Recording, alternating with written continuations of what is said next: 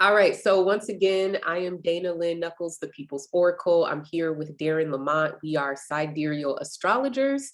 Today we are presenting a forecast and predictions for the United States, as well as globally, using something called the Aries Ingress.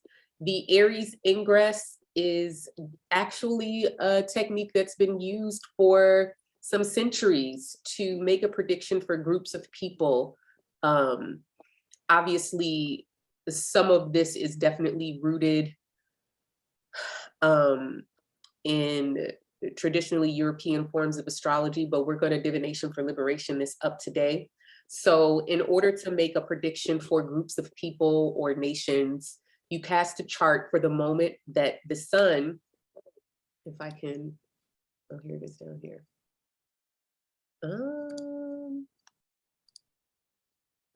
Oh, because I'm over here. Oh, shoot. Give me just a second, y'all.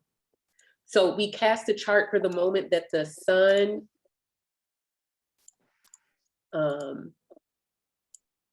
ingresses or enters 0 degrees of sidereal Aries. You cast the chart for the capital of the nation for which you would like to make a forecast and predictions.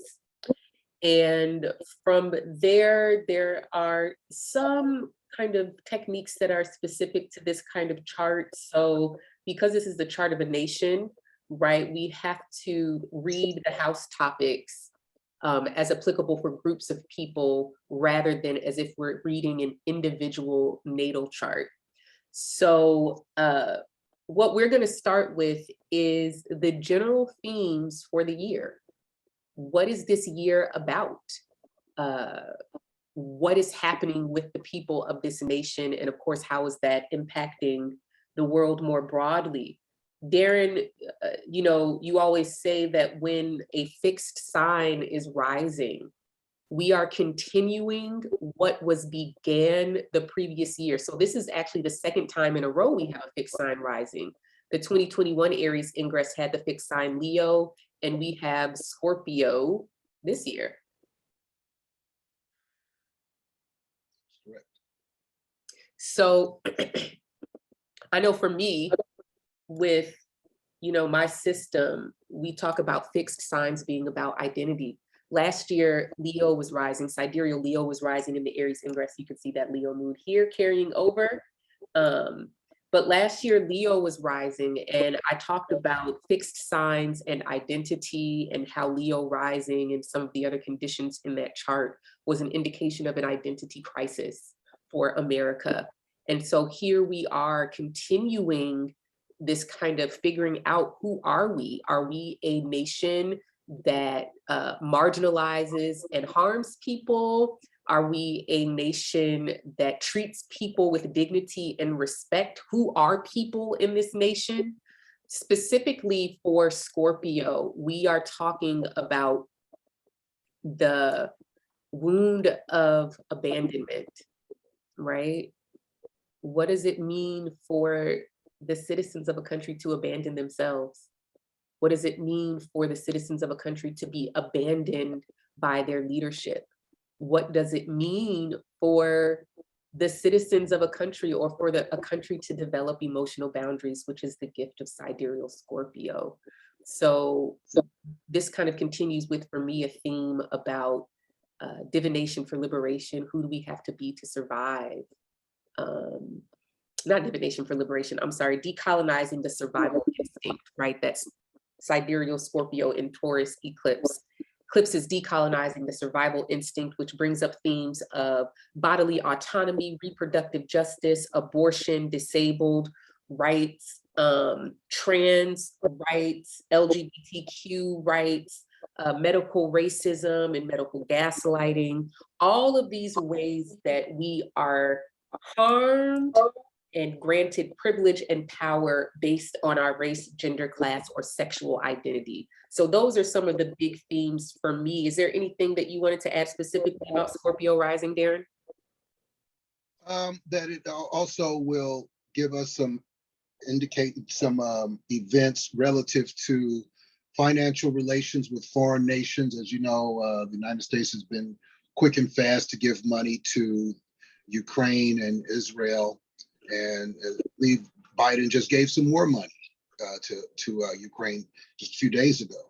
All right, and also relations with foreign nations, dealing with national debt, issues with insurance and SSI.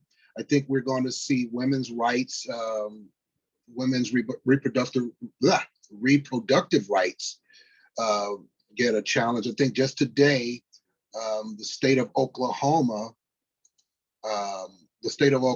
approved a 6-week abortion ban that's modeled after the Texas ban. And we're going to see all of this stuff challenged in the Supreme Court in the not too distant future. But these things are going to just continue on. As they started last year, they're going to continue on into this season, into this Aries ingress season, and possibly right up into the next one. Yeah, you know, I think it's really interesting, Darren, that last year we had Leo rising and the moon is there this year. The moon is another indicator for like the citizens or the nation or the people. And for Leo rising, we're really talking about patriarchy. We're talking about male entitlement to power, right? And we know that the attack on trans people and trans youth has everything to do with the way patriarchy views gender, right? Patriarchy tells you what your gender is. It looks at you and it says, based on the way you look, based on the ways I see you, I'm going to tell you what you are. And based on what I tell you you are, these are the rights that you're able to have. These are the things that you're able to do. This is what you can do with your body. This is what you cannot do with your body, right? So is that you echoing, Darren, or is that somebody else? I don't know, somebody else's mic on. No, I think that's you. I think that's you. Down a little bit. Okay. Yeah, so all of that to say there's a real way that in really literal ways, we're continuing what was began in 2021. In 2021, Texas, right, implemented a 6-week abortion ban with a bounty on the head of anyone who defied that law, taken all the way to the Supreme Court. And now this year we're seeing copycat and even more stringent. Kentucky tried to implement a complete abortion ban.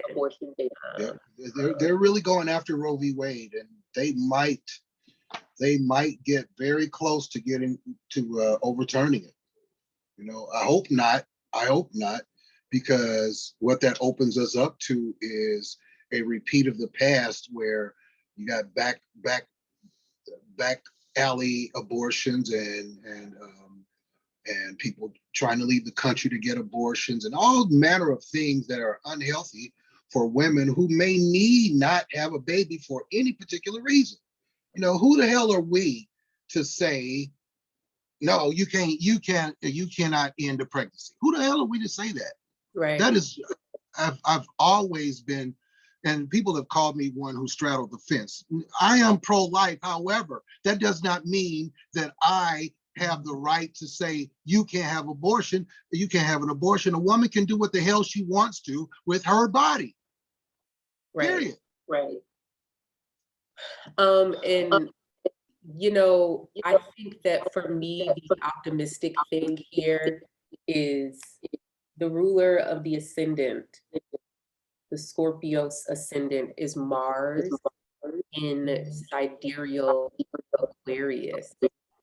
Aquarius for me is all about self-determination, where patriarchy says, Darren, there's an echo. All right, stand by. Let me do something else.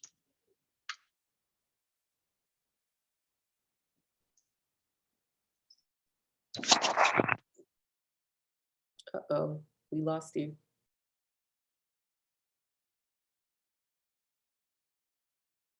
Technical difficulties, please hold. Thank you for your patience.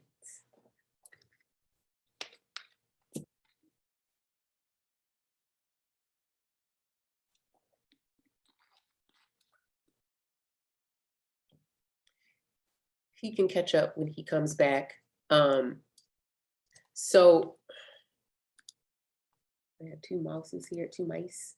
So Aquarius for me is the sign of self-determination, and it's a direct, I'm trying to do this by not looking at the screen. It is a direct confrontation with Leo.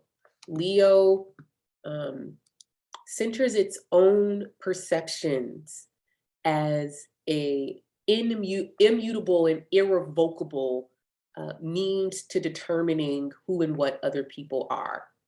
And Aquarius, on the other hand, is saying, I'm not going to look at me through your eyes because you can't see me, right? One of the things that we've already been seeing with Mars in Aquarius is solidarity across almost every industry and institution. We've seen, of course, Amazon winning a historic unionization. Starbucks all over the country are unionizing. We've had the first undergraduate union at Grinnell College. Apple stores are unionizing. The momentum is unstoppable at this point. One of the things that I've been pointing out about this year, I didn't mean to do that. Did my thing go away?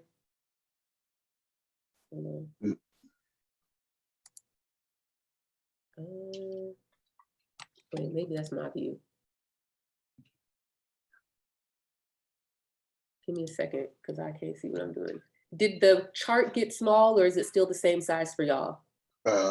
It's still the same size for me. Oh, okay, it's just my screen then. Okay.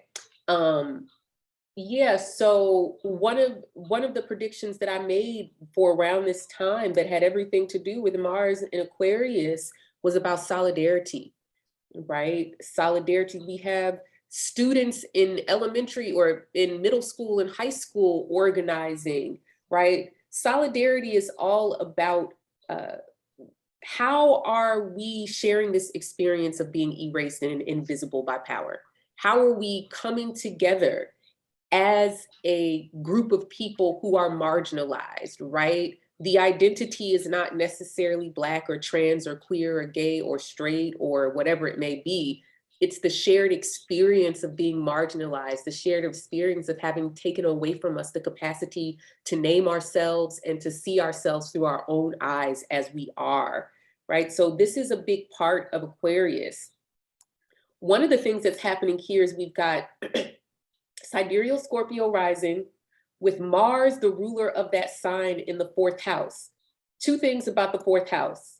One, this is the house that opposes the house of the presidential administration, right? Anytime we have an opposition type relationship like this, we are talking about fighting, conflict, head to head, right? Things coming full head to head, right? What does it mean for the planet that is the indicator of the state as a whole, the citizenry, the nation, opposing the house of the president? That means that his power is directly challenged. And because it's Mars, this isn't cute. This isn't peaceful. This is fighting. This is conflict. This is defending ourselves, right? Aquarius says, one thing I'm not, well, specifically Mars in Aquarius says, one thing I'm not going to do is to let you infiltrate my imagination so that I'm seeing the world, myself, and everything else the way that you see me. And it is a survival necessity, right? We have to have some part of our psyche, of our mind, safe and free from the gaze of other people's. Otherwise, we would just, I don't know, maybe we would be like other mammals, right? Other mammals who can't really act independently of the pack, right? They can't separate themselves from the pack or the tribe in any capacity because maybe it's evolution wise, I don't know. right? It's not going to happen, right? There are these hierarchies, and the hierarchies are what they are. And there are, you know, well-established ways that the hierarchy is going to be disrupted or changed, right? One dog just isn't going to go off on its own, right? That's not going to happen, right? But humans are different. Humans can be like, ooh, I know that somebody looked at my genitals when I was born and said, ah, yes, this genitals equals this gender, right? But we all know for a fact that someone can experience themselves completely differently than that. And that's a lot of what this is about. I see myself through my own eyes and I say who I am. So when we are in America having this identity crisis as a nation, right? Mars in Sidereal Aquarius is so promising because it's saying as a nation, we get to see ourselves through our own eyes and say for ourselves who we are. And if you want to try to tell me who I am, I got another thing for you. So all of the ways, the American way, the American dream, all the stories that we tell about who we are, like, this is all like, let's imagine something new. Let's imagine something new. The second thing about the fourth house, I'm gonna say this and pass it on to Darren. The second thing about the fourth house is real estate, land, agriculture, and farming. What do you see for that, Darren? So agriculture and farming, with Mars here ruled by Saturn in Aquarius, we can stand by for droughts, for challenges with farming and personal farms, and even small grows that people have. So a couple of things. One, the National Ocean, NOAA, the NOAA predicts this year a drier than normal summer and into the fall, particularly in the upper Midwest down into Texas. So we can expect drier than normal conditions. We can expect a low yield grow with major farms. We can expect forest fires out west, right? Typical places, California, Nevada, but you can also expect to see some fires in Texas and New Mexico and possibly even Arizona. All right. We are going to, with Mars here in the fourth house, we're going to see high winds around the coasts, right? The moon rules the ninth house. The ninth house rules the oceans and the coastlines of the country. And the moon is in an opposition to planets in Aquarius in this lunar return. I'm sorry, in this ingress chart. So we can expect this hurricane season to be rather volatile. I think we're going to see something in the neighborhood. Where's the notes? I think we're going to see something in the neighborhood of 6 to 8 hurricanes, with 2 of them being rather volatile.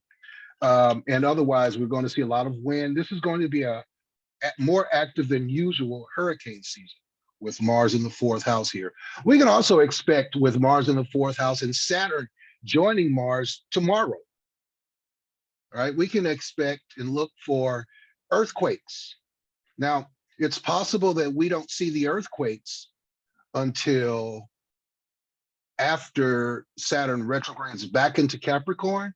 However, already we've seen 1,300 earthquakes worldwide, right? Already, to this day, 1,300 earthquakes worldwide. So we're very likely going to see over the next month a earthquake that exceeds 5.5 on the Richter scale. Okay. I also think with Mars ruling the fourth, if in the fourth, ruling the first, that we are going to see some sort of military action. But I don't think it's going to be in the Ukraine theater. I think that's going to be more of a proxy war. But, you know, the United States is not too proud to beat up on some small country, right? So there could be overseas a provocation that causes the military, that causes the president to dispatch the military to beat up on some little crippled child-like country, you know, because they are standing up for themselves as opposed to just bending over and grabbing the knees when the United States says so. Back to you, Dayna. I was gonna say, just as long as you were talking about high winds on the coast, you know, I know that in Bazir, which is the astrology of the East Asian and Southeast Asian diaspora, we're in the year of the Yang Water Tiger. So we've just entered a new season in terms of the calendar that is used to track time. And once we get into spring, the directions that are under stress are east to west and west to east. So from 2019, 2020, and 2021, we were, excuse me, in the winter season. Winter is the direction north. And so a lot of the movement of people and things was north to south. We saw massive movements of migration from New York, California, Illinois, from north to south. We saw a storm, Hurricane Ida, hit the Gulf Coast and move from south to northeast, right? So this year, things and people will be moving from east to west. Storms, you know, so the East Coast has been in the running for a big storm to come up the East Coast for a while now. Once we get to August of 2022, the month of the monkey is going to go chomp, chomp, chomp to the tiger, and we're going to see that east-west thing really ramp up. Is that east-west thing going to be the quote, East, China, Russia, East Asia, Southeast Asia versus the West, Europe, America, right? I mean, obviously the conflict is already set up, right? And really the conflict began just as we were moving into the Chinese New Year of the Tiger. So once we get to what is effectively the opposition from that time period where the Russian attack on Ukraine began, which is in August, we're going to see the East-West thing really flare up again. One of the things that I think is interesting to point out here is that most planets rule two houses. So that's everything with the exception of the sun and moon. Excuse me. So Mars here is ruling the ascendant in Scorpio. It is also ruling the sixth house.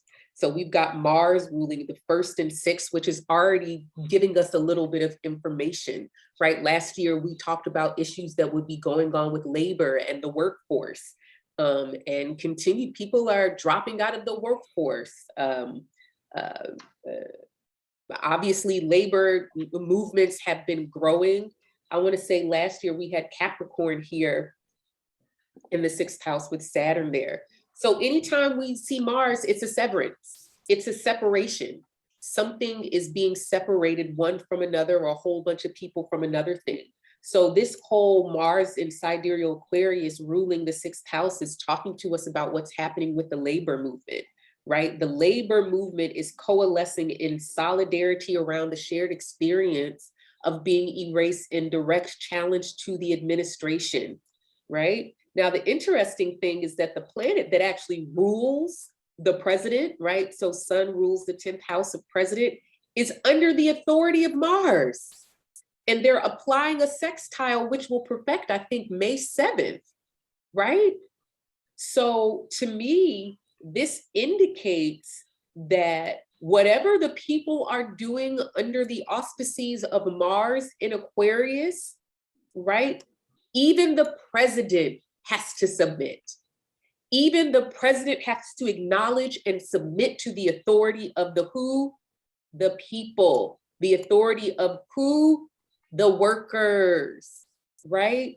This larger labor movement thing is under a larger theme of eclipses. You can see the North Node here in Aries, South Node in Sidereal Libra. So this is a part of the larger theme of eclipses in Sidereal Aries and Libra, the first of which is April 30th, which is all about power. So I think one of the interesting things, and me and Darryn, you can lead to talk about this if we want to get to Biden's chart at some point about the eclipse, right? Biden is Scorpio rising. Eclipse is in his sixth house, right? What's going on with his health?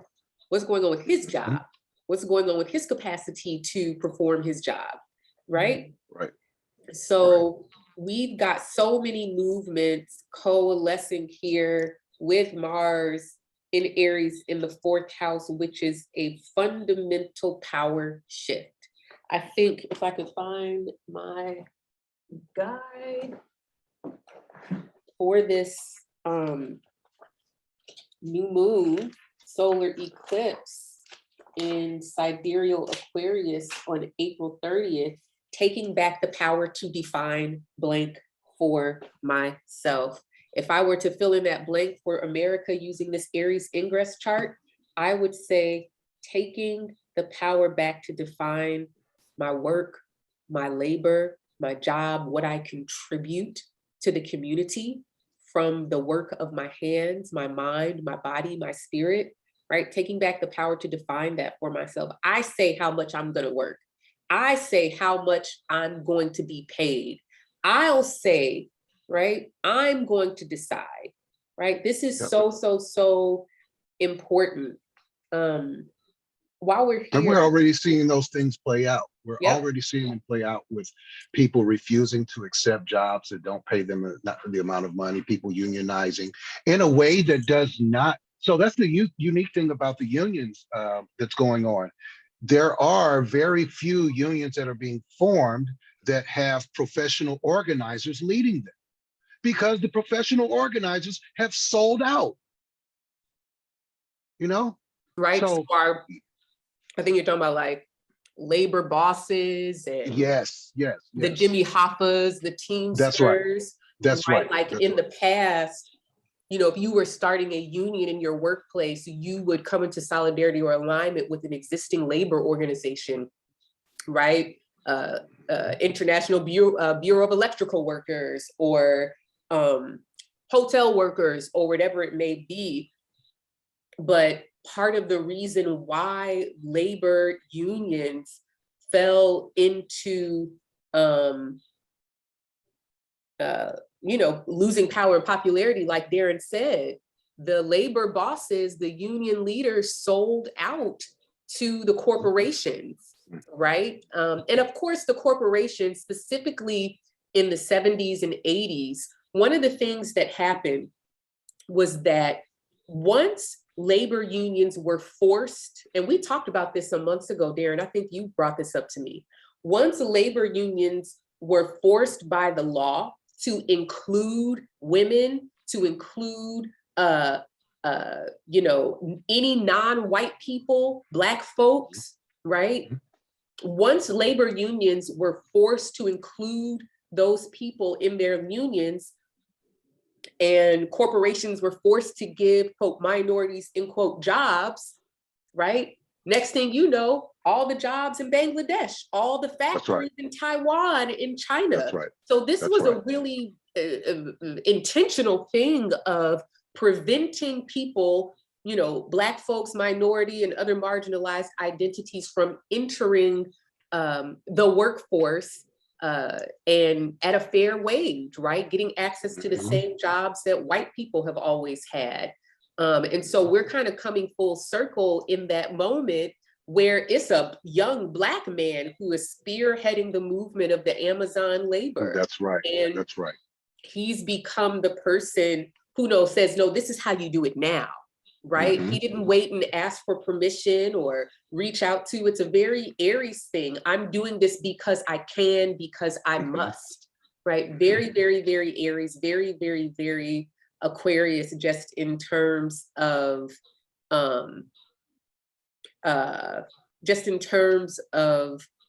solidarity, right? Coming together under this shared experience. What do you think, Darryn, about the eclipses being in the 6th and 12th house? I have some thoughts about the 12th house, but I want to hear what you have to say. All right. So with an animal sign, Aries, and the 6th house and Mars ruling it, I am anticipating an outbreak of an animal-like disease, one that could cause the slaughter of livestock, chickens, cows, pigs, what have you. Perhaps even some type of bird flu that just kills birds, have birds dropping out the sky. All right. I also think the sixth house is going to bring us, despite what we see going on with the formation of unions, I do think we're going to see another strike of some sort before this calendar year is out. You know, matters surrounding labor, service-oriented jobs. I do think some companies will see profits because of moves that they will make to incorporate new technology to replace workers. We're already seeing some of this stuff, right? We're seeing in some fast foods, the robotic arms replacing the drive-through person. We're seeing certain restaurants in unique places having robotic burger flippers, and that's just going to What you get call worse. those stores? Amazon has these stores where you walk in and you just And put you the just stuff in your pocket, your bag, and you walk out. and you walk out, it just automatically charges your account. Yeah, that kind of thing. And there is also, and we've been seeing this over the last decade or so with regards to grocery stores replacing checkers and everything becoming self-checkout.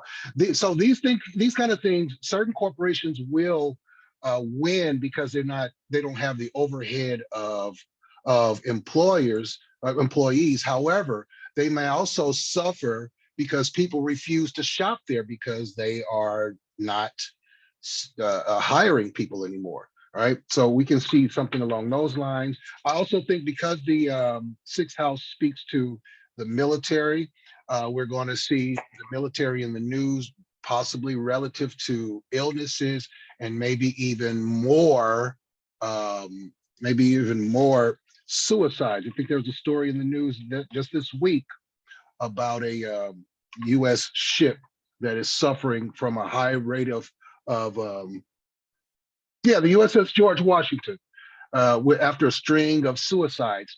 You know, they're working under difficult work conditions, and I do think that one of the strikes, while we might see it, you remember during the COVID protest in the military, how some people refused to get the shot, and I think we're going to see a similar thing regarding a military conflict where maybe just a small group of troops refuse to fight because of the unfairness of our government. And I can just speculate that if our troops are called to support this European war, that there's going to be a racial divide, a class divide, where there are going to be a number of people who refuse to fight because of the racism that is inherent in the Ukrainians and how they treated Africans at the outset of this, you know. And we're also going to see a conscript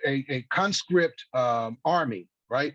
But it's not going to be your traditional conscription type army. This is going to be an army that is people volunteering from all over the planet to come and fight on one side or the other. So instead of U.S. troops being on the ground as a unit, they're going over as private contractors and assisting over them. Darryn, did you hear about that guy, Malcolm Nance? Yes, He's kind of a medium personality. He just decided to go to Ukraine, and I'm just like, that's right. He wasn't the first, like, but he's not the last either. To the word. Yeah, he's not the first, and he won't be the last. And I think that's going to increase as we progress through the year. You know what? I don't know what I do with my 12th house stuff, but go ahead, Dayna, on the 12th house. Yes, so for me, Sidereal Libra is the strikes you're talking about. When we get to fall, October and November. That's right. Yeah, I was looking at that and chart. The other side of eclipse season 2022 is here. We are going to have a new moon solar eclipse in Sidereal Libra on October 25th. Yep. October 25th, and it is going to be a stellium in Sidereal Libra. Let me see if I can pull this up to show y'all. And that next full moon is is a seventh house moon with Sun and Venus in the first house. So this might be that might be a thing, and that's the day of the midterm elections as well. So let's go to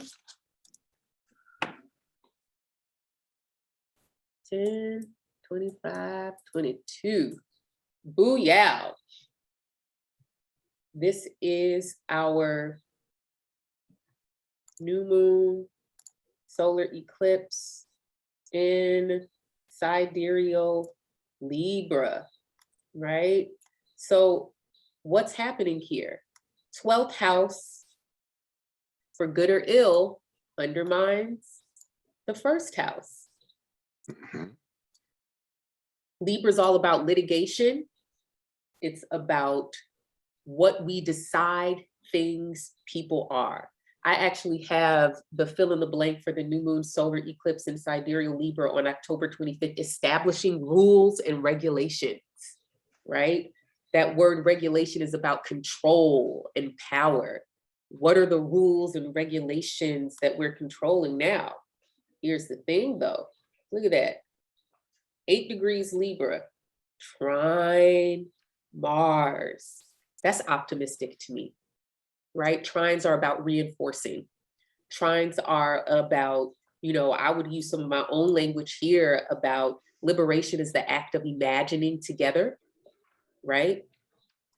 I would assign that to Sidereal Libra and air sign, I'm sorry, Sidereal Aquarius and air signs like Libra. So this is, to me, is like new rules and new regulations that we imagine together. Now, with that being said, this is a really complex arrangement to me of there's some wins and there's some losses. Mhm. But I think that how I see this year going is labor's win. There will be some break even for trans. So kind of like trans folks like whack-a-mole. I don't know what's going to happen with disabled folks because it's just real whack out here. But I'm going to keep my optimism about this. This is that trine reinforces what's already existing. The solidarity has been established and being established. We are coming together. The people are organizing. They're saying, hey, you too, you've been erased too, me too. Wow, you want to make more money? You want to make more money? You want better treatment? You too? Let's do it together, right? And here are the rules and the regulations that are established. So we're going to see a lot of labor negotiations, right? So all of the unions that are coming together and being established now, we're going to see a lot of, how are all of the Starbucks unions that are forming, how are they sharing information? How are they sharing strategies? That's a Libra word, right? How are they sharing their methods, right? In order to win, right? So we're going to see, October, later this year, we're going to see a lot of negotiations, a lot of labor negotiations. And at the end of the day, labor has the upper hand this year. Labor has the upper hand because of numbers, right? Mhm. Now, the other side of that for me is that there's going to be a lot of retaliation. And because the courts really cannot be relied upon to, judge fairly and righteously, it's a lot of people taking things into their own hands for Mhm. good or ill. Mhm. There's a new full moon lunar eclipse in Aries, right? That's on, what is this? The 8th of November. I actually have here seeing clearly the power of consensus, right? Yeah, that's election day. Yeah, you're right. Seeing clearly the power of Yeah. consensus. Look at Yeah. Mars in Gemini. Mars in Gemini is a messy hole, so. But all of this air, I don't know.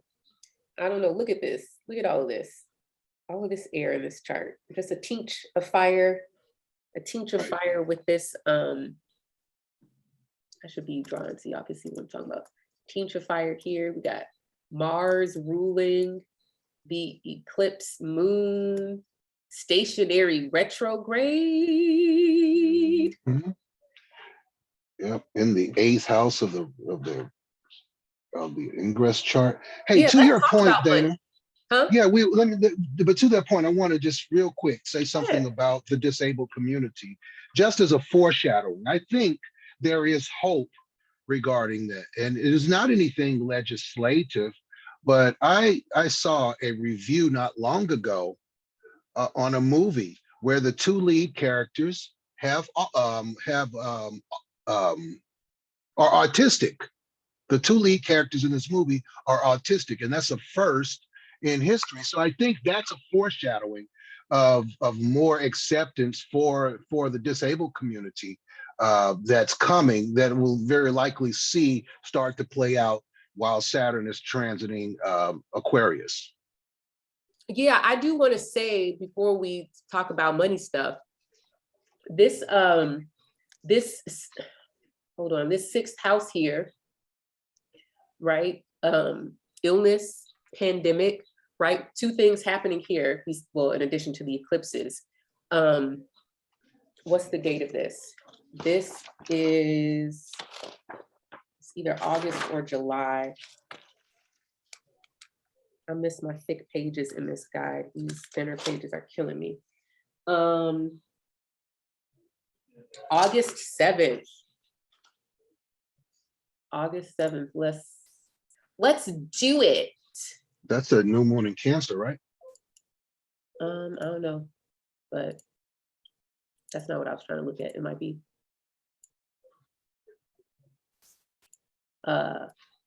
Mars in Aries, square Saturn in Capricorn.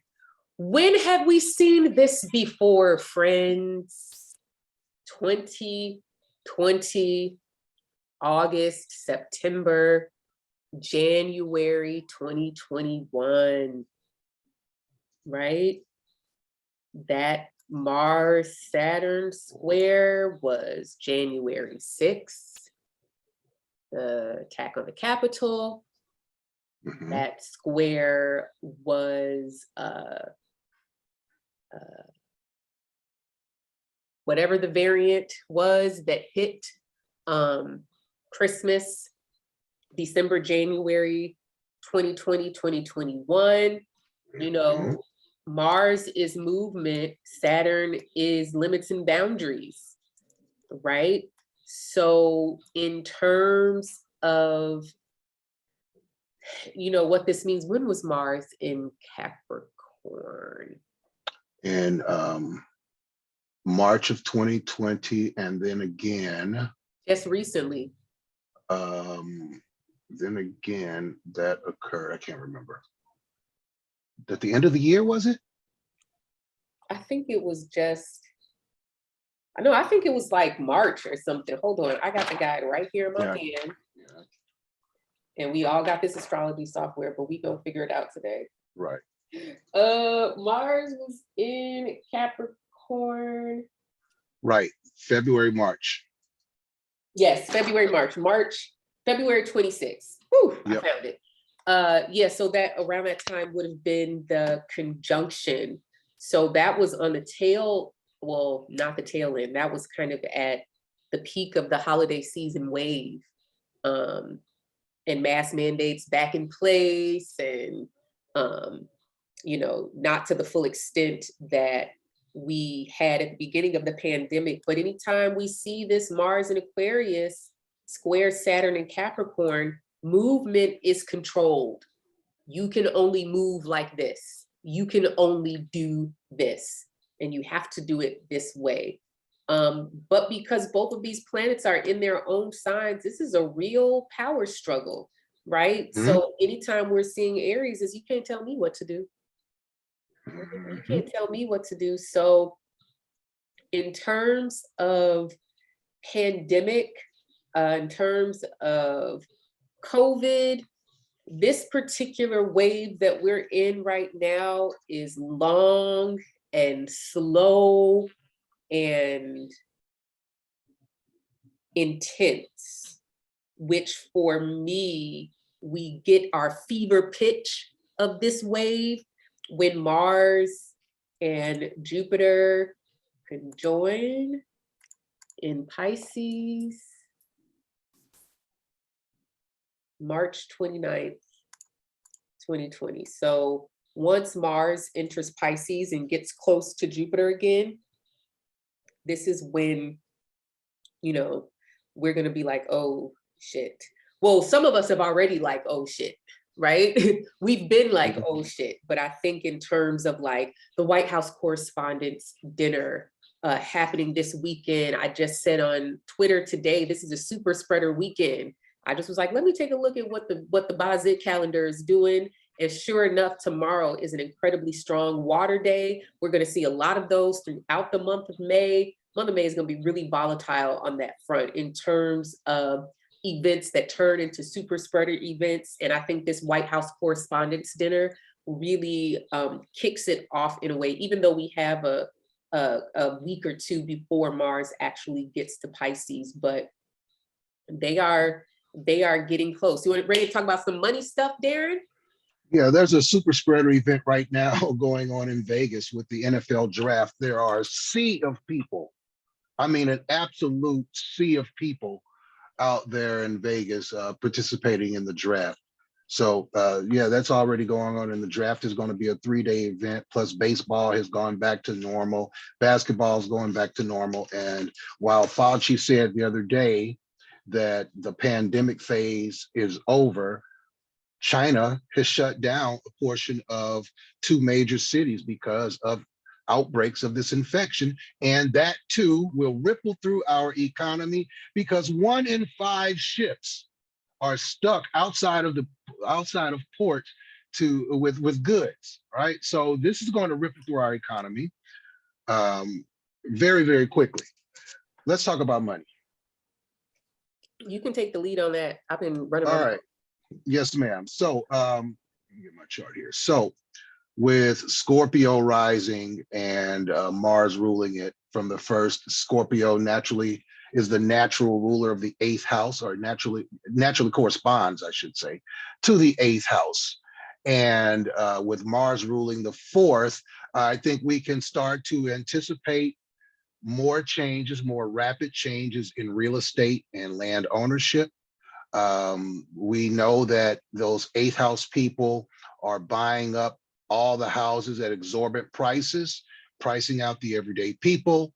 And I don't know how this is going to affect the economy, but it can't be good. It can't be good, right? I do think that we'll start to see slowdowns with regards to construction, new construction in commercial and private homes and real estate. I think we're going to see layoffs in carpentry and all of the associated industries connected there too. And I think this will gradually increase the issues that we are having with inflation, high food prices. And I don't know if y'all have seen this, and I don't want to get too tinfoil hattish with this, but a bunch of food processing plants have burned down this year. What is behind that? You know, what is the point here? I've been saying food shortages since the start of the pandemic in 2020, and we've seen pockets of them over that period of time. Now with high prices, high gasoline prices, we're still having supply chain issues in some areas of the country and the world. This can't be good for our economy. It cannot be good for our economy. Furthermore, with Jupiter in the 5th house, the house of speculative ventures and speculative investments, I think we're going to learn that a lot of these cryptocurrencies are Ponzi schemes, and or they are Ponzi schemes, and in some cases major scams, right? I think that's going to be revealed to us before we get to this time next year. Go ahead, Dayna. Oh man, that was good, Darren. When we're talking about money, as Darren kind of already mentioned, actually, let me do this. Let me just draw, because y'all not gonna give me an oval? Okay, no ovals here. All right. What if I do this? Y'all can't do diagonal? Okay. All right. Well, we're just gonna have to use my, no. There we go. When we're talking about money, we're talking about the second and the 8th house. So the second house is going to be GDP, right? Gross domestic product. Is going to talk about the US dollar. It is going to talk about finance and money products here domestically. You know, when I'm reading a natal chart, I talk about the second house as what feeds you. What is the source of your food? Last year in the 2021 Aries ingress chart with Sidereal Leo rising, we had Sidereal Virgo in the second house with Mercury, ruler of Virgo, in the 8th house. And it was like clockwork as soon as we got to Virgo, and then again to Pisces this year. Between Virgo fall 2021 and Pisces spring 2022, inflation just said whoop, right? So here we see a similar theme. It's just so interesting to me how these charts overlap. This year, instead of Virgo in the second house, we have Sagittarius in the second house, which is ruled by Jupiter in Pisces.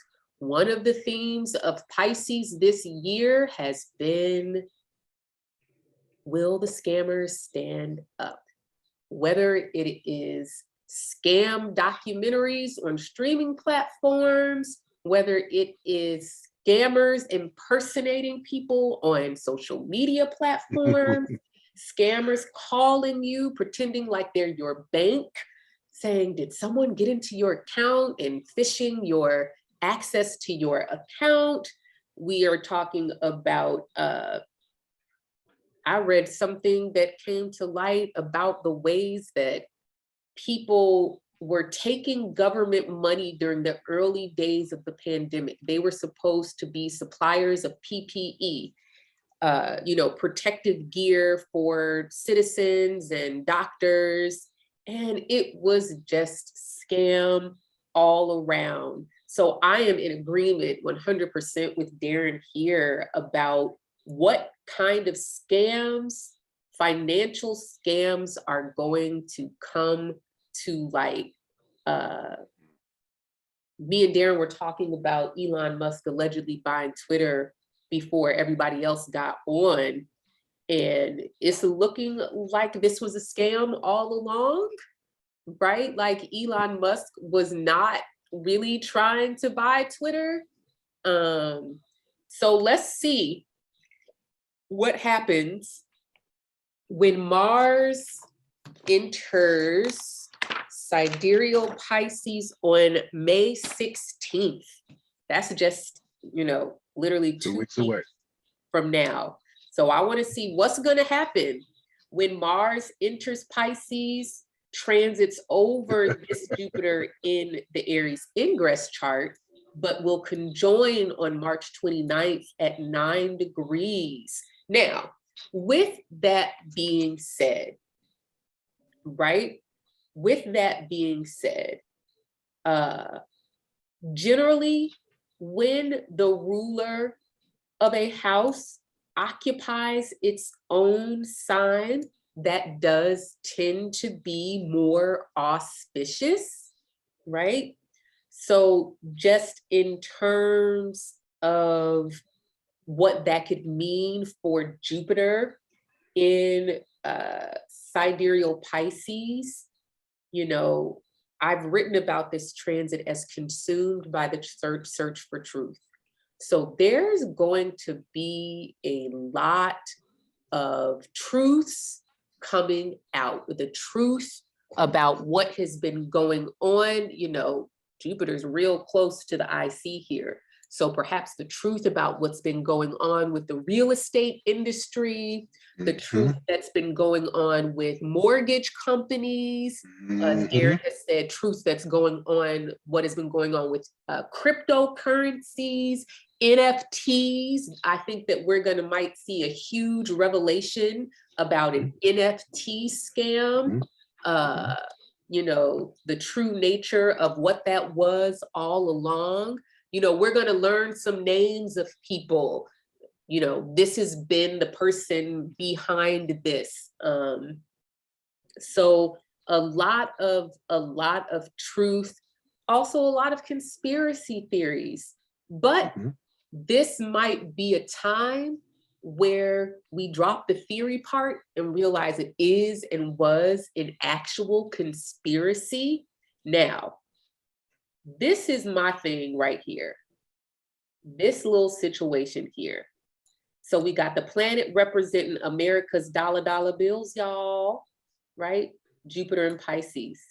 But Mars, the planet of the people, the planet of the nation, is in the 12th house from Mars. What does that mean? Right? Loss. Right? Loss, scams, fraud, spies, undermining. However, right? What's the theme of this Mars? Solidarity, self-determination, right? So is it that, you know, the people are undermining and uncovering, you know, what's really going on with the American financial system? Now, other piece here, this planet here, Mercury, rules the 8th house, right? 8th house is going to be trade, in terms of our trade allies, relationship. 8th house is 8th house for me is like, who's got their hands in your pocket, right? Who are you sharing with? Who are you trading with? Who are you indebted to? Who are you loaning money to? Who do you owe money, right? So for me, seeing Jupiter here in the 12th house from Mercury, again, there's that 12th house relationship. This is not cooperation. This is not open confrontation. This is some stealthy, undermining, underhanded kind of relationship, right? So is it that, you know, how does America put its foot in its mouth, right? In terms of its financial allies, you know, is America tricking someone out of, you know, into relieving American debt or something like that? Is there some kind of underhanded, you know, sneaky spy type stuff going on with that? Yeah, Winter just said in the chat, this is making me wonder about the whole cybersecurity thing with Russian hackers too. I was actually just reading something maybe today in passing or yesterday. Now, anything that has the word Russia in, my spidey thingies are up because most of it's propaganda. But I did read something that says that Russia is being hacked at an all-time high. And that move that Putin made last week, what was the move Putin made last week, Darryn, with the forcing everybody to remove Russian stocks from foreign markets? Yeah. Couldn't no longer trade Russian stocks on foreign markets. That's and, right. You know, the hot to do money dudes in Russia are like, whoa, wait a minute, Putin, what exactly are you doing? So I don't know, like, no shade. I don't know if Putin has COVID brain. I don't know, like, because Putin is normally a very shrewd and clever, you know, politician who outsmarts people and moves very strategically. And this is incredibly out of character for him. It really is. This. He really is. I saw speculation last week, maybe the week before, that he might be suffering from some sort of illness, They were talking about the way he was sitting in this chair, gripping the table, and how he looked swollen about the head and face. So there might be something going on. And just today, there was I saw a headline that suggested that if he goes nuclear, then somebody from inside his own camp may come looking for him. Because nobody wants that. Nobody wants a nuclear war. There's nothing good comes from that because everybody got them. You know what I mean? So Right. What's the point in firing that off? But yeah, the man does not look well. He does not look well, and his moves. He's normally a hell of a chess player on the world stage, but he's uncharacteristic in how he's moving right now. Yeah. Now, one of the things that's going to happen is that Mars is going to station retrograde. Right. Yeah, that's so ugly. Oh my God.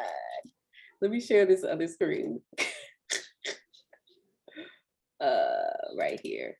Mars is going to station retrograde in Gemini in October. Mm-hmm. Right there, 1 degree. October 30th, is it? Yeah, October 30th. There you go. Got that right. I cheated. There you go.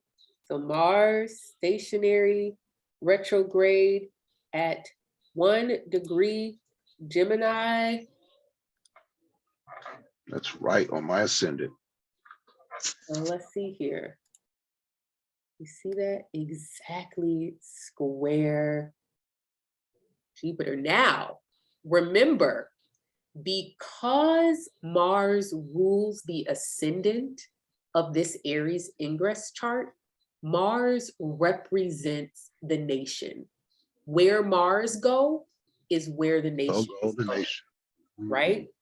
So Mars comes all the way from Aquarius through Pisces in May and June, right? June, July, or August.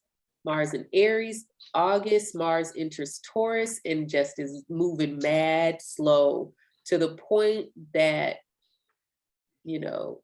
Mars just kind of parks out here at 1 degree Aries, like all of October, or for a long period in October. And then Mars is going to go back that ass up into Taurus, where it will remain until March 2023. What does that mean? First of all, anytime we're talking about a square, we are talking about the struggle for power and control. When we have squares, there's only 4 different kinds. Here's one of the kinds of squares between a water sign and an air sign. Why does water have the upper hand over air in this square? Because if you dissociate or disconnect from your body, you will kill it. And so it's really just self-preservation. One of the things I be getting on my friend Darryn about all the time, Darryn, did you eat? Oh man, I just had a headache all day. I don't know. Darryn, when it's 5 o'clock, have you eaten? Right? Because air, right, detaches from the body because guess what? The body's not safe for you to be here, right? So this particular square, water has to rein in air. Water's like air, you're getting carried away, right? You're getting carried away. Come back, right? Now, Mars in the 8th house. I'm gonna read this because I was looking at a natal chart. Mars in the 8th house. It's so funny that when we got on here, Darryn, we were talking about theft in a chart, right? Look at Mars and Mercury sign, right? But I would say wherever Mars is like, this is where you have to go to act. And this is, this is where, in order to do what you want to do, you have to go here. So in order to act and move and be and do, you have to go in the 8th house. You have to ask other people for money. Give me that, give me that, give me that.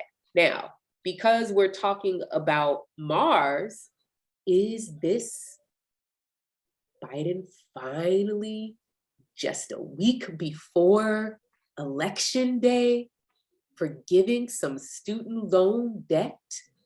Is this extending or creating some ruler of Mars and Gemini, Mercury in the 6th house? Are we going to try to do some unemployment extension benefits or something like that, right?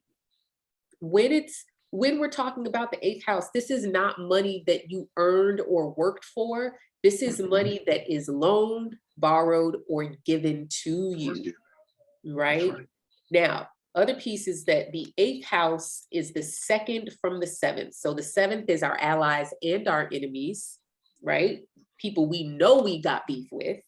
The people that got beef with us, but we may not know, is the 12th house, right? So open enemies, allies, both in the 7th house. That means the 8th house is their money, right? So what is happening with the US that it has to go inside the pockets of its allies or inside the pockets of its enemies? Is it taking money from its allies? Is it giving money to its allies, right? But remember, Mars is the nation. It's the people. It's not the president. At the end of the day, the president got to do what the people say, right? So I do think that Biden will end up doing some kind of student loan debt relief. Will it be satisfactory? I doubt it. I doubt it, because here's Jupiter. Here's Jupiter, right? The US's, gross domestic product, money in the coffers, right? Square Jupiter. And this is not a cute square, right? This is not a cute square. The Jupiter-Mars square, specifically between the Pisces-Gemini square, gives conspiracy theory, paranoia. Who do you believe? Who do you trust? Everybody lying, ain't nobody lying. Who's tell the truth? It's just really, really, really, really tough to discern. What do you make of that square, Darryn?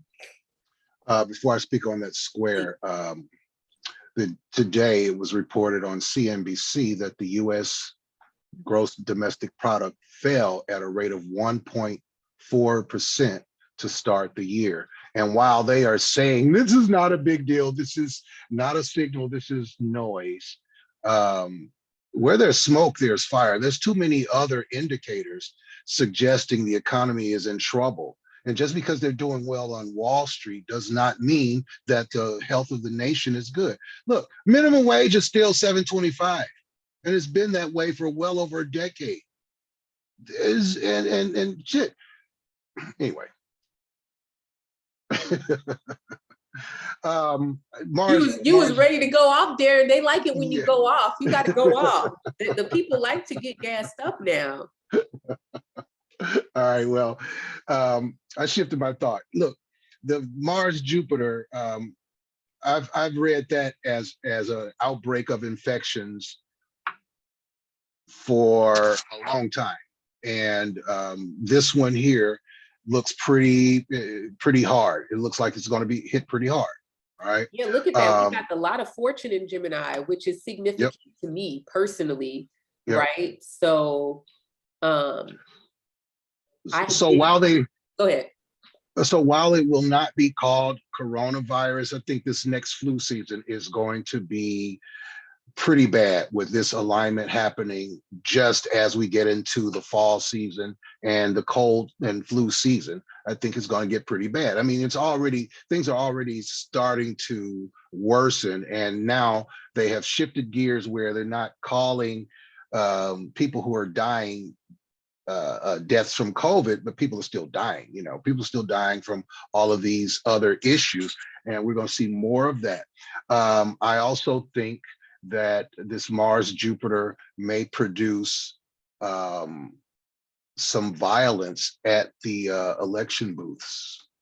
All right, mass violence. I would not be shocked if in some red state there is in a blue area in that red state some violence outside a voting booth. What do you think of that, Dayna? Violence outside the voting booth. You know, I haven't necessarily thought specifically about it. Am I unmuted? I haven't necessarily thought about it specifically manifesting it that way. But for me, you know, by the time we get to that August new moon in Leo, I think it's like August 27th, new moon at 9 degrees Leo, exactly square Mars in Taurus at 9 degrees,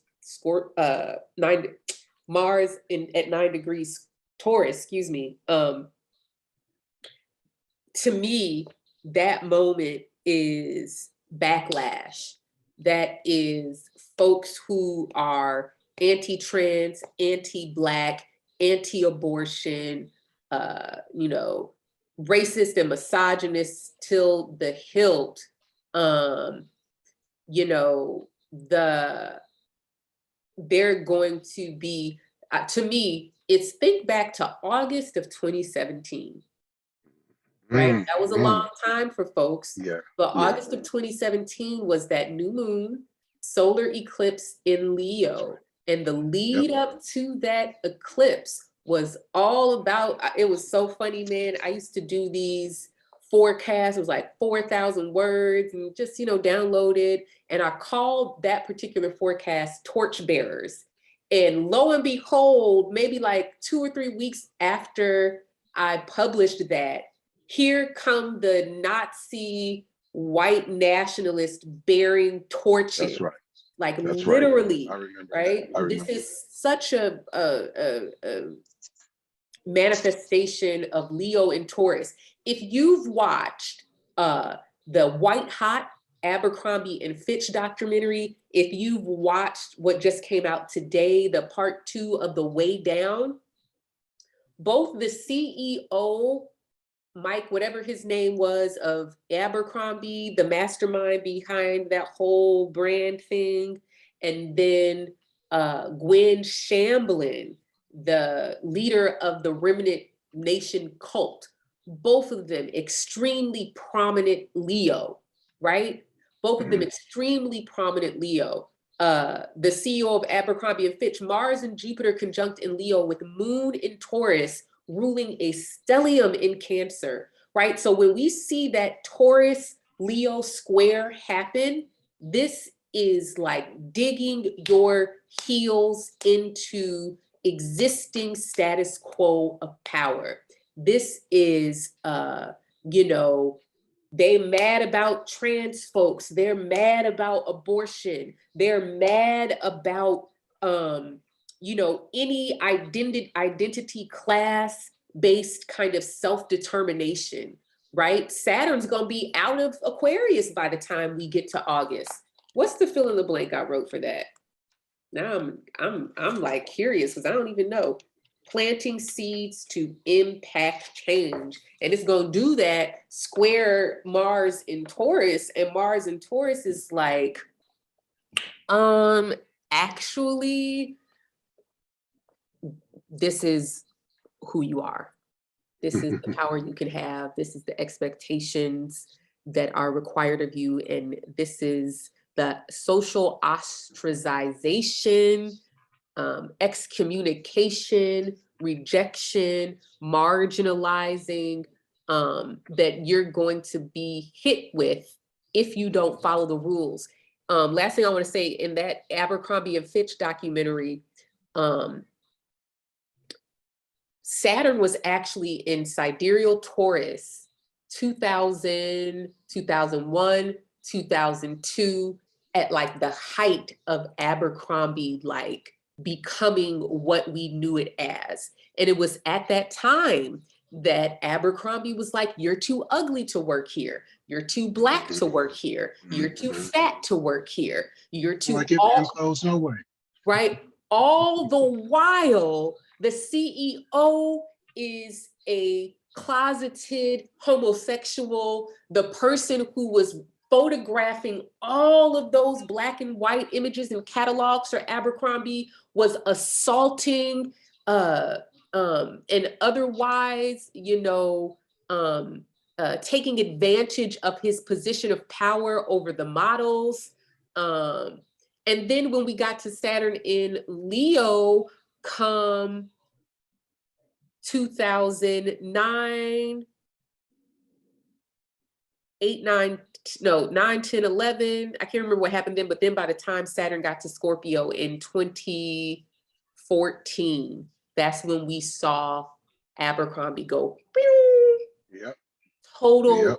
So I'm bringing all of that up to give you some context for like, how does this Leo fixed sign, Taurus, Scorpio stuff manifest, right? You know, talking about Mars stationary retrograde here in Taurus, right? Square here. So even Mars in Taurus got to answer to Venus in Aquarius, right? That's a fact. Last thing I want to say while we're on the topic of Mars, if you've attended or gone through the Wounds and Gifts workshop, or reading your sidereal birth chart workshop, or went through the lecture I offered on calculating your most prominent dominant planets, this chart, Mars is the boss.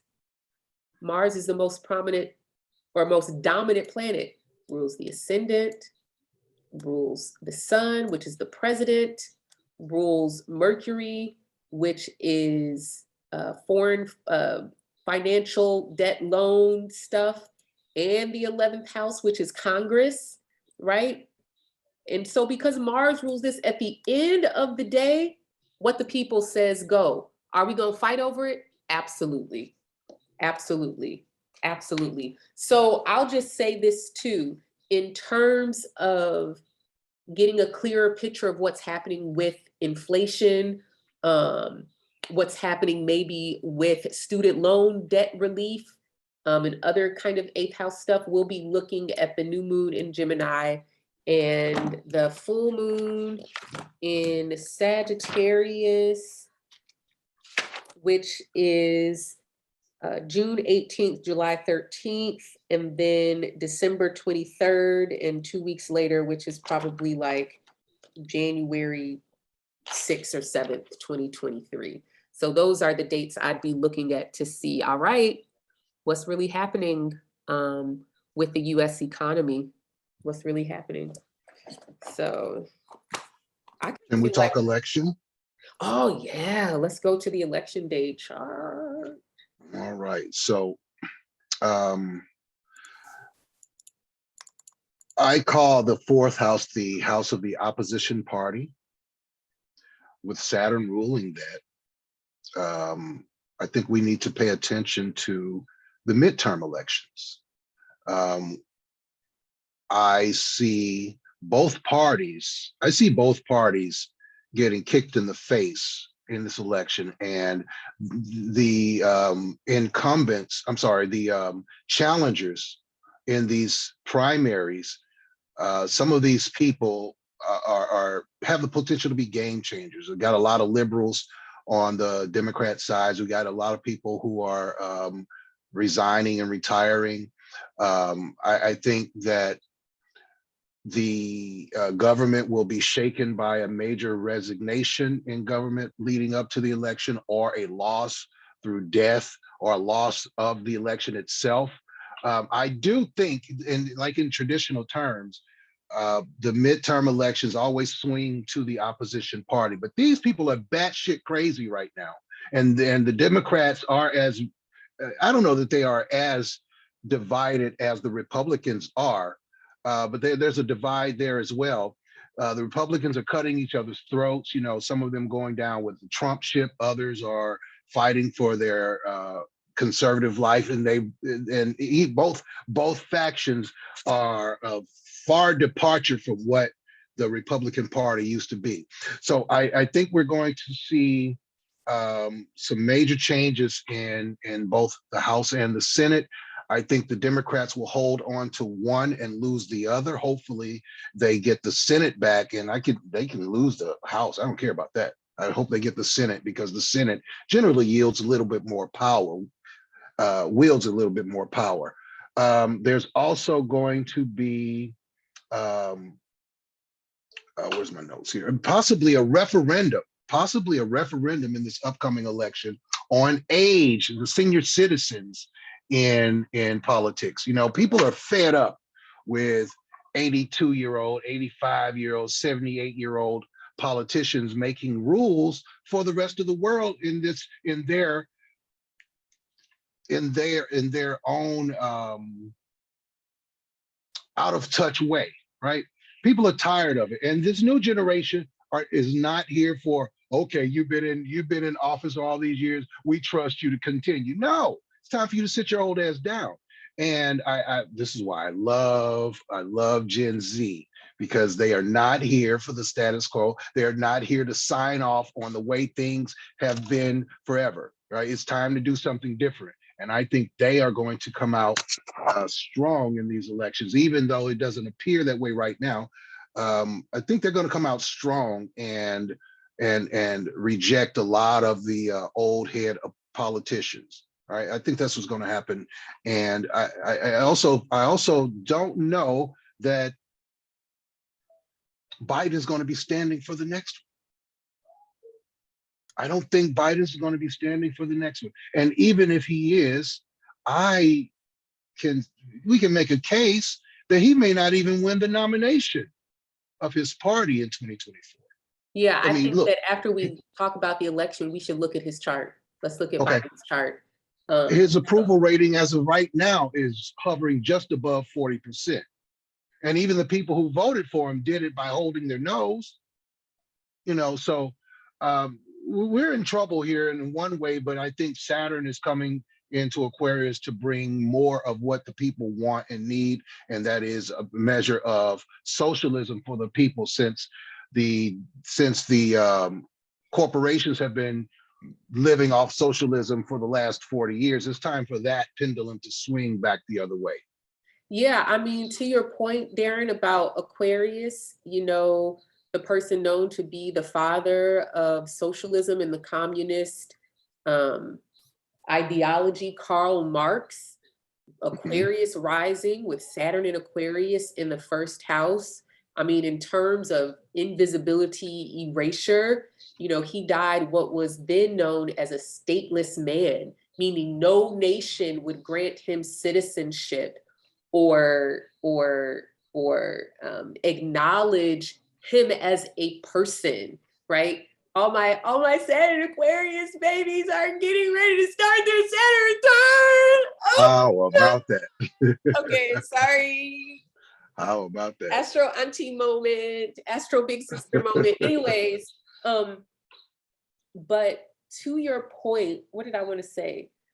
Historically, when Saturn has been in Aquarius, this has been when we get some wins, right? If we go back 30 years to 93 to 96, you know, after years, you know, well over a decade of erasure and invisibility of you know, both gay folks, hemophiliacs, and other people who had been infected with HIV and developed into AIDS, right? By the time we got to 93 to 96, right, we're getting public health campaigns full speed ahead, Surgeon General educating people about AIDS and HIV, new treatments, recognizing who's being impacted. We got the language to really talk about AIDS, HIV. You know, we began the process, the long process of destigmatizing AIDS and HIV and telling the truth about who it's really infecting, not just gay people, right? We go back 30 years before that, 1964 to 66, we get the Voting Rights Act and other, you know, civil rights wins, right? That again came on the heels of a lot of violence. So if we're going to see, you know, wins, I do think we will see wins for trans folks. I do think we will see wins for disabled folks during the longer, you know, scheme of this Saturn in Aquarius transit, which begins just in an hour Yes, indeed. here. So, and then to your point about socialism, right? I mean, I think that this is the placement, and I'm kind of wary to use that word just because of the connotations of it. But let's just say that we collectively move ourselves towards more socialist-like policies. Let's just say that. And whether it's the labor movement, whether it's trans rights, reproductive justice, sex workers, disabled, disability justice, right? Like there are multiple movements going on. And personally, I don't know that anyone will win unless we really come together, right? Because they'll continue to pit one against the other. What do I have to say about this election? Seeing clearly the power of consensus. You know, Venus and Mars are doing heavy duty in this chart. Venus and Mars in Sidereal Aquarius here, right? This whole year hinges upon these two planets. Whether it's the eclipse coming up May 15th in Sidereal Scorpio, whether it's the series of eclipses in Libra and Aries, whether it's Mars retrograde, right, in Taurus, right? Everything is answering back to here. So Venus just left Aquarius, and this was really about building connections and relationships around the shared experience of erasure. We will look back to this time period when, you know, Jupiter was still in Aquarius, Venus was in Aquarius, Mars in Aquarius, right before Saturn came to Aquarius. We will historically look back at this time as when the 21st century labor movement took root, picked up steam, you know, point of no return. And so I say all of that to say, at the end of the day, everything has to answer to this. It's going to be a lot that happens between now and then. You know, Saturn coming into Aquarius, so I got a list somewhere. So many of the conservative darlings have Leo placements, and Saturn is coming for that ass, right? If you got Mars in Aquarius, Mars in Leo, Sun in Leo, Leo rising, Moon in Leo, Aquarius is coming for that ass, right? And it's really just saying there are limits to your authority.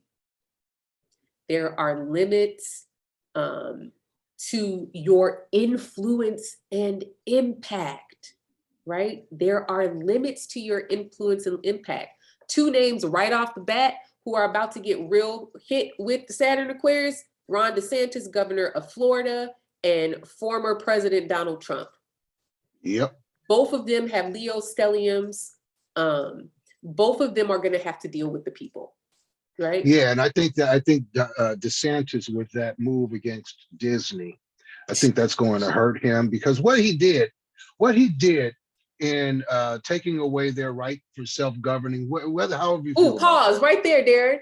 That's the Aquarius word: self-governing, self-determination, right? Exactly. So what he did in removing that from Disney was he inadvertently passed a tax to the people, you know, where at a rate of $600 a person, they have to cover these bonds, $2 billion in bonds, you know, and he's going to pay for that. He has aspirations of running for president in 2024. He won't make it out of Iowa. Nope. So if you saw the thread that I tweeted, and while I'm talking, I'm actually going to pull up Biden's chart.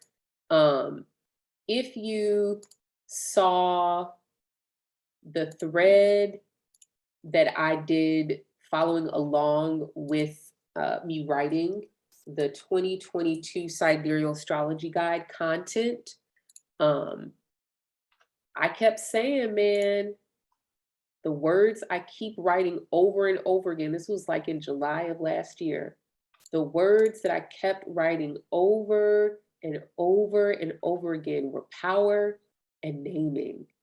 And for me, you know, this is such an important year when it comes to the trajectory of the United States, the trajectory of the world. What would you say, Darryn, since the 70s and 80s, right? The backlash to the civil rights movement, right? Sending jobs overseas, ramping up the carceral policies, you know, till we get the crack epidemic, AIDS epidemic, 3 strikes crime bill in 94, stagnant wages, CEO salaries just ballooning. This pendulum has reached the other extreme, and it's the pandemic that really pushes us all the way to the edge. Don't tell me I don't have this chart in here. What the higgity heck? Okay, I'm gonna just have to do it the old-fashioned way. Forgive the noise, y'all. Right, I didn't just hear it until now. It just got louder now. What is he, November 20th, 1947 or something like that? Where's my? November 20th, 1942. 42, okay, what's that, 8:30? 8:30 a.m. in Scranton. PA. Looks about right. And let us share the screen. Okay, we're pulling up.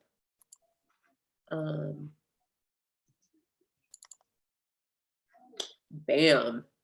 We've got Joseph Robinette Biden's sidereal birth chart. What is he? He is old. Bruh is 79. Sit down. All right. Let's just do a little drawing here. We've got Biden in an 8th house profection.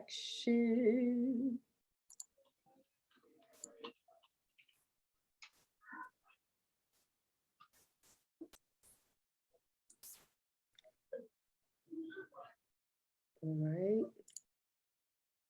So Biden, you can let me do that. Oh, look at you. Look at you acting. Right.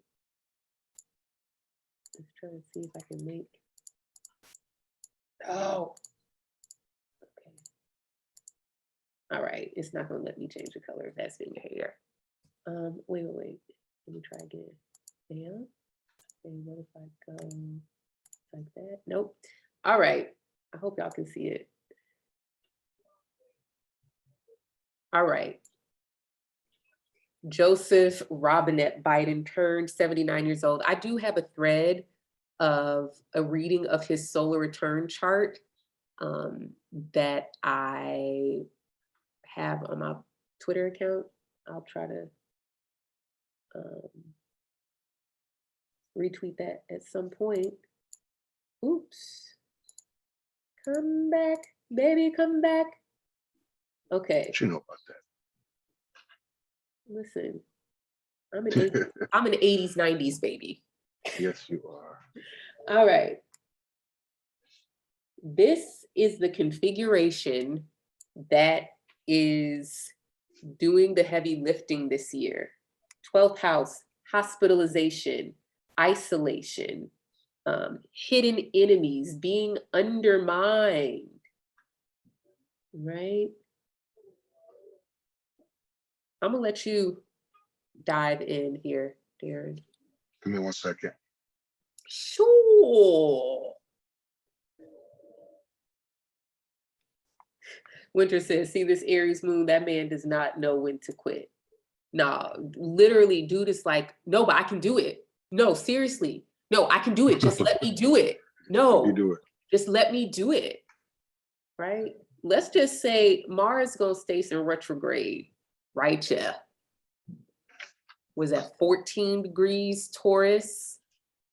I mean, station direct. I lied. Look at my handy dandy notebook, aka the 2022 Sidereal Astrology Guide. What say ye? What say ye? Mars, it's 13 degrees Taurus. Yeah, so I this man is in an 8th house profection. All right. And the eighth house from a personal standpoint can speak to ailments and illnesses that you have to heal from or that takes you out. Yep. Right? At the very least, him having 8th house ruler in the 12th house being active this year, at the very least, he could be convalescing, he can be hospitalized, or otherwise taken out of public view. We could see Biden disappear, right? Yep. Let's see what happens, right? When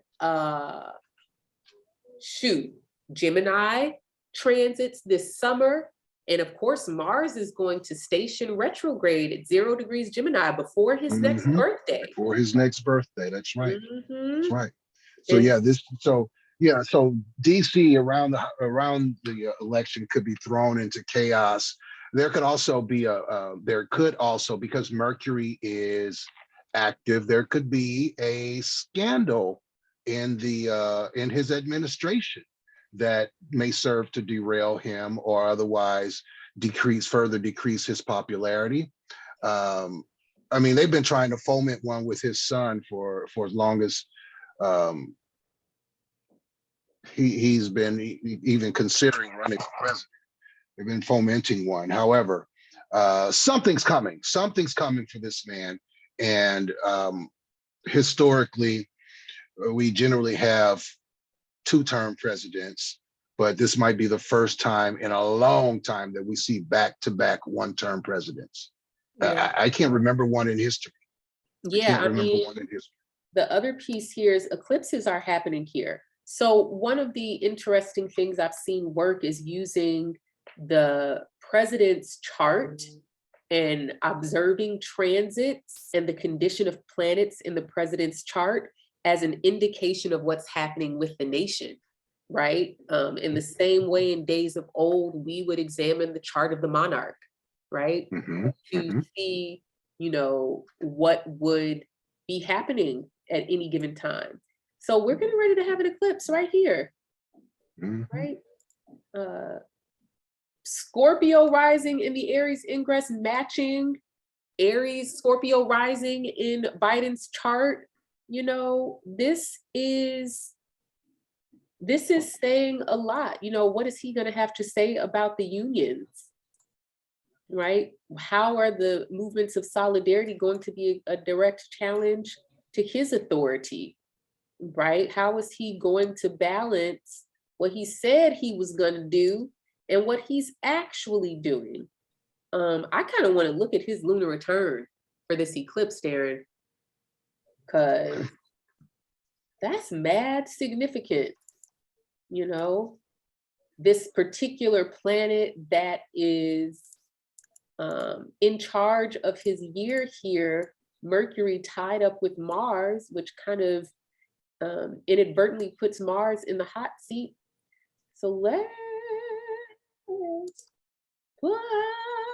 Okay, just sit tight. We're almost done. Yeah, we're almost done. I know y'all gotta go, but I said it was 2 hours. So, booyah. Right, this lunar, I gotta actually go to the date. It's how about it's the day of the eclipse? Yeah, that's what I'm saying. That's why I want to look at it.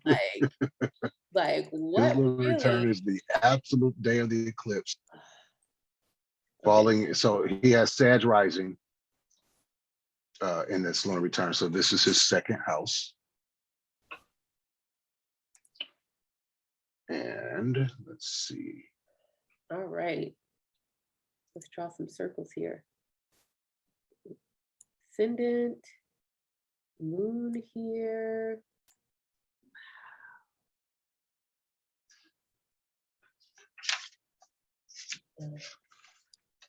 Moon here. This is +5 of the lunar return. So for those who have my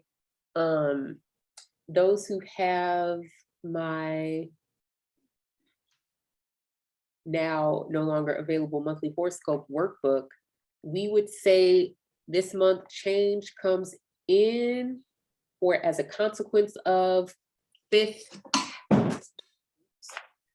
house stuff. If we just read from the guide, children, lovers, love, sex, pleasure, creativity, cooking, sports, fitness, art, dance, pregnancy, and conception. Ain't none of that happen. Back, spine, and heart. This is overlaying his 6th house of illness. And so does Biden have heart issues? Right? Whenever we're talking about a Mars sign and we're asking questions about someone's health, Mars is going to be something acute or something sudden or an accident. Sudden, quick. That's right. That's right. Right now, the other piece is, he could fall and hit his head. Right. We also have the White House Correspondents' Dinner. Now, what I recently read is like now all of a sudden, oh, Biden's not going to stay to eat. Right. He's only going to mingle beforehand and he might wear a mask. Right. So, just know if Biden shows up to the White House Correspondents' any event in a mask, it is a direct contradiction to the messaging of his own public health agency. That's a fact. It's going to be a statement about the state of this pandemic. And so Mr. Mars and Mercury in Libra, the gift of strategy, he's going to have to play some serious chess here, because how he handles this weekend creates a turning point of some kind in the pandemic. Is he gonna, save face and go maskless? Or is he going to only stay for a little while, right? Kamala Harris has already been diagnosed with COVID, right? So it's like part of the air sign thing is how we talk about things matter and shapes the reality of how people perceive things. Mars, fire Aries says, well, what we do matters, right? Going back to Libra, Venus says how things look matter, right? And so it's really like, all right, Mr. Scorpio, are you gonna save your own life? Or are you trying to preserve the power of your administration at the expense of your own health and safety, right? I mean, I don't think it's a coincidence at all that this eclipse is occurring, conjunct his lot of fortune. Those who follow my work, we know the lot of fortune is like your ascendant. And so transit to this can indicate illness. Now, in my thread of predictions that I made for his solar return, I talked about, 8th house, excretory system, internal reproductive organs. And literally, as the solar return was beginning, he went in for a colonoscopy that found an alleged, benign abnormality that was addressed, right? That's still gain as far as I'm concerned. So if this were my client, I would tell them to not do anything risky.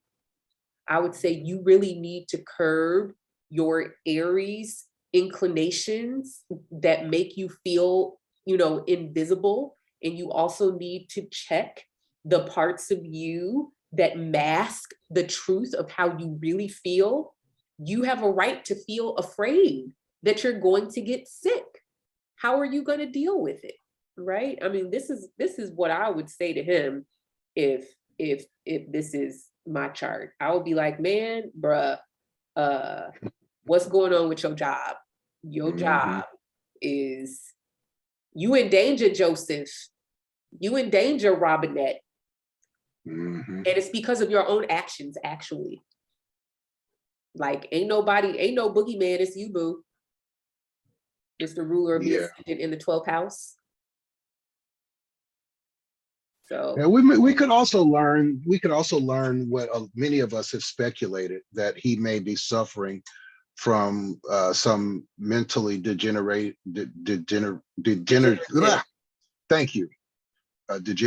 disease or ailment. You know, another way that could play out though with Mars being active is he could literally fall and hit his head. He stumbled leaving or going on to boarding Air Force One. He stumbled a couple of times this year already. All right. Or in his since he's been in office, he stumbled a couple of times already. And the man does look frail. Sometimes he looks strong and vigorous, but sometimes, more often than not, he looks like a weak, feeble old man who should not be working, should be somewhere eating ice cream and playing golf, you know? I just want to point out that this eclipse is at 16 degrees Aries, conjunct his lot of fortune. The very next eclipse is an eclipse in Sidereal Scorpio at 1 degrees.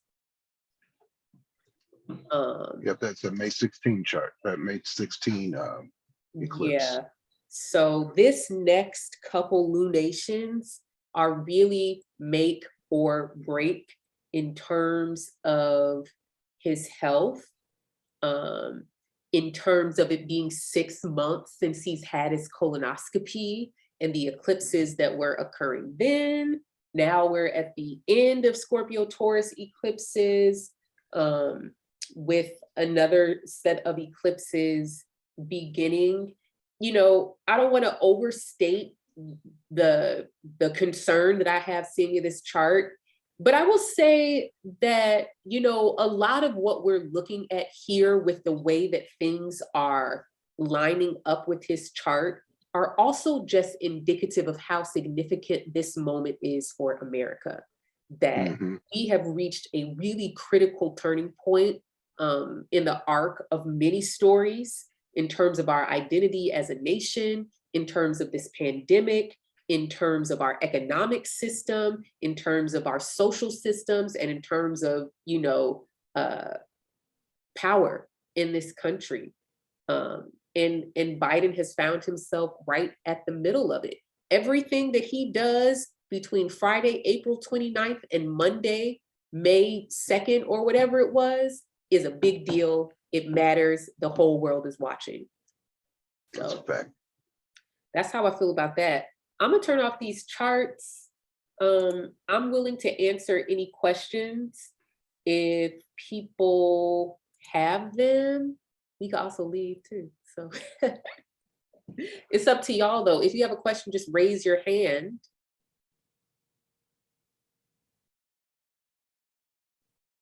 Oh shoot, what happened? Wait, hold on, y'all. Because my thing, wait, let me leave this one. Okay, now everybody's back moving. Okay. Okay. Oh, it said my internet connection was unstable. Everybody froze. Yeah, so if you have a question, just raise your hand and we can answer it. If you don't have a question, I'm gonna go finish recovering from life. I don't see no questions. Well, saints, may the Lord be, what is it, between me and thee, while we're apart and when we're together. How about this? How about this one? Now unto him, Yeah, right, who was able to keep us from falling. Right. There was, I can't remember that one.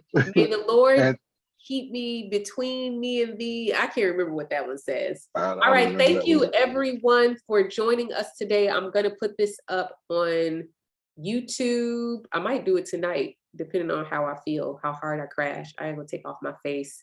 Thank you all for coming. Let's see how this goes. See how it all plays out. Yep. All right. Thank you, Dayna, as always.